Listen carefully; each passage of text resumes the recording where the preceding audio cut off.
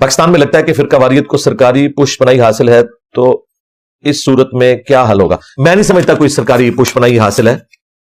Partially آپ کی بات درست ہے کہ مسجدیں فرقوں کے نام کے اوپر ہوتی ہیں، اور وہ اس لیے کہ جھگڑے کو مٹانے کے لیے وہ کرتے ہیں. لیکن اگر آپ نہ کروانا چاہیں، ہم نے اپنی اکیڈمی کسی فرقے کے نام پہ تو رجسٹر نہیں کروائی بھی، حکومت کی کوئی پش پناہی نہیں.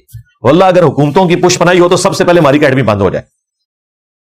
جس طرح یہ نکلے ہوئے ہیں مولوی اور ہر جمعہ میرے خلاف پڑھا رہے ہیں، تو یہ میری اکیڈمی نہ بند کروا دیتے ابھی تک، اگر حکومتوں کی پش پناہی ان کے پیچھے ہوتی. فرقوں کے حکومت جو ہے کوئی بھی ہو، لولی لنگڑی ہو، فریڈم آف سپیچ کے حوالے سے، ریلیجن کے پوائنٹ آف ویو سے سب کو حق دیتے ہیں. یہ آپ کو جو فریڈم آف سپیچ میں پابندیاں نظر آتی ہیں وہ پولیٹیکل ڈسکشنز کی وجہ سے آتی ہیں. جب پولیٹیکل لیڈرز اداروں کے اوپر بولتے ہیں تو ادارے اس قسم کی پابندیاں لگاتے ہیں، اور اکثر غیر قانونی پابندیاں لگا رہے ہوتے ہیں. ظاہر طاقتور ہے تو اپنا کام دکھا جاتے ہیں، قانوناً نہیں وہ لگا رہے ہوتے. اس لیے دیکھتے ہیں آپ کے عدالتوں میں یہ چیزیں اڑ جاتی ہیں. لیکن عدالتیں بھی ہماری دو نمبریاں کرتی ہیں نا. اپنے پسندیدہ لیڈروں کے لیے وہ کوئی اور فیصلہ دیتی ہیں، اپنے مخالفین کے لیے اور فیصلہ دیتی ہیں. کچھ عرصہ پہلے آپ کو پتا ہے اداروں نے پابندی لگائی کہ نواز شریف صاحب اور ان کی بیٹی کی کوئی تقریر تصویر آپ نے نہیں دکھانی میڈیا کے اوپر. اس کے خلاف پٹیشن لے کے اسلام آباد ہائی کورٹ میں نجم سیٹھی صاحب گئے. اس وقت آپ کے یہ اطہر من اللہ صاحب جو آج کل بڑی تقریریں کرتے ہیں آپ کو نظر آ رہے ہیں، اس وقت کیونکہ یہ اسٹیبلشمنٹ کی گود میں بیٹھے ہوئے تھے، انہوں نے نا وہ پٹیشن ہی اڑوا دی. آج یہ بندہ سپریم کورٹ میں بیٹھ کے کہتا ہے جی عمران خان صاحب کی ویڈیو پہ پابندی کیوں ہے؟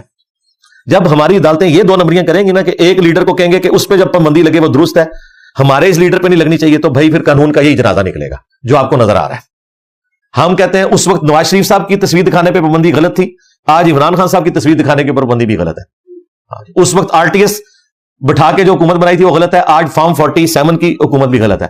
لیکن یہ بات میرے علاوہ کو کر نہیں سکتا، نہ پی ٹی اے والے نہ نون لیگ والے، دونوں اپنے اپنے مزے لے رہے ہیں، عدالتیں اپنے اپنے مزے لے رہی ہیں، اسٹیبلشمنٹ اپنا مزہ لے رہی ہے. اس لیے سچائی کے لیے کوئی بھی کھڑا نہیں ہوتا، سب کے اپنے مفادات جڑے ہوئے ہوتے ہیں. اس لیے سچائی کے لیے کھڑے ہوں، آپ سچائی کا ساتھ دیں. اور یہ جو آپ نے کہا پش پناہی والا معاملہ، فرقوں کو اللہ کے فضل سے کوئی پش پناہی نہیں ہے، ان کی پشت پہ تھوڑے ہی پڑ رہے ہیں آپ اسٹیٹ کی طرف سے. پش پناہی والا کام ختم ہو گیا، ان کے لیے تھوڑے ہیں. پہلے کسی زمانے میں تھا، اور وہ بھی فرقہ واریت کو اوور آل ہر فرقے کو نہیں تھا، کبھی ایک کو گود لے کے نا تو تھوڑا فساد کروا دیتے. مثلا دیوبندیوں کو گود لیا ضیاء الحق نے، شیعہ کا قتل عام ہوا سعودی عرب کے کہنے پہ، تاکہ وہ ایران کا انقلاب پاکستان میں نہ آ جائے. پھر ان کو سمجھ آ گئی. مشرف کے زمانے میں دیوبندیوں کو انہوں نے مارنا شروع کر دیا، طالبان کو اور لال مسجد والوں کو. پھر انہوں نے بریلویوں کو گود لے لیا خادم رضوی صاحب کی شکل میں، نواز شریف صاحب کو ہٹانے کے لیے دھرنے کروا دیے 2017 کے.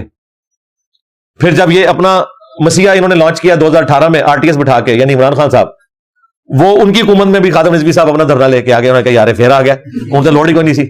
نہیں جناب، جب تھی غلط کام کرو گے، جب لوڑ نہیں ہوگی پھر بھی آوڑ گے.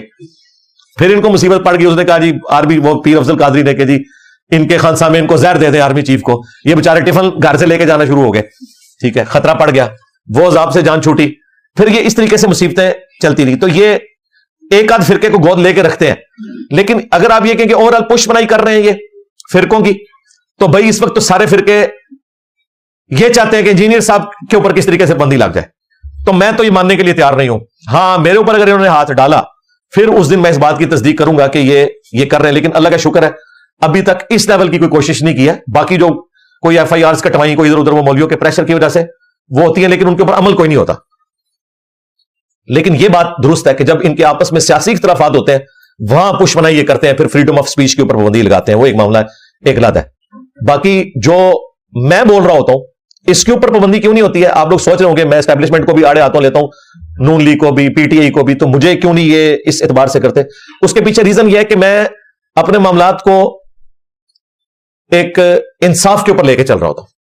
تکلیف اس وقت ہوتی ہے کسی بھی ادارے کو جب آپ سنگل آؤٹ کر دیتے ہیں کسی ایک معاملے کے اندر، ایک طرف کی آپ سائڈ لینا شروع کرتے ہیں.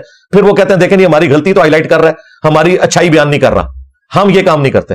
اللہ کا شکر ہے جو اچھائی ہے اسے سپورٹ کرتے ہیں، جو برائی ہے اس کے اوپر نقد کرتے ہیں. باقی انڈائریکٹلی چلے کوئی پریشر آ جائے وہ میں اس کی پرواہ نہیں کرتا. ابھی تک میں بالکل یعنی ببانگ دول یہ بات کروں گا کہ میرے اوپر کبھی اس طریقے سے کوئی اس طرح کا پریشر کسی نے ڈالنے کی کوشش نہیں کی ہے، نہ کوئی لالچ، نہ کوئی دھمکی، اور نہ میں اس طرح کی کو لینے والا ہوں. سیدھی سی بات ہے. جب ایسی بات ہوگی تو میں اعلانیہ پھر ظاہر میں تو چپ کر کے نہیں بیٹھوں گا. سیدھی سی بات ہے. تو اللہ کا شکر ہے ابھی تک ہضم کر رہے ہیں, آندہ بھی کرتے رہے, اس میں ان کی خیریت ہے, مجھے تو فرق کو نہیں پڑنا. بیرون ملک